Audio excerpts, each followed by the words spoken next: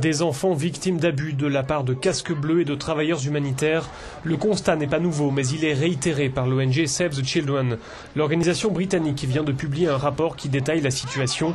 Ces cas d'abus sont recensés notamment au Soudan, en Haïti, en Côte d'Ivoire, au Libéria, des pays en proie à la guerre et à la misère. Les enfants sont les victimes les plus exposées.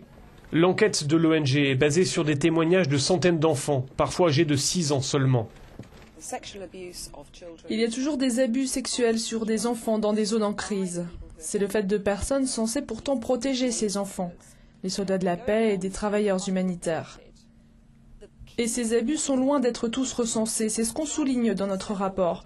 C'est que les enfants ont peur de témoigner, de dire qu'ils ont été violés, qu'ils ont été abusés sexuellement en échange de nourriture, parce qu'ils ont peur des représailles. C'est ce qui est abject, c'est que ce silence incite les gens à continuer. C'est le fait d'une minorité, mais cela discrédite l'ensemble des acteurs humanitaires. En 2005, dans un rapport, les Nations Unies avaient déjà révélé des cas d'abus sexuels perpétrés par certains de ses employés. En réponse, l'ONU avait institué des cours martiales. Mais visiblement, cette mesure, pourtant radicale, n'a pas été suffisante. Save the Children préconise donc d'aller plus loin, dans la prévention notamment, comme l'explique cette experte de l'ONG.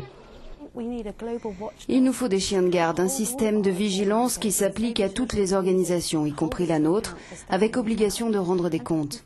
On doit aussi investir dans la prévention. La majorité des enfants abusés sont des orphelins ou bien il s'agit d'enfants séparés de leurs parents.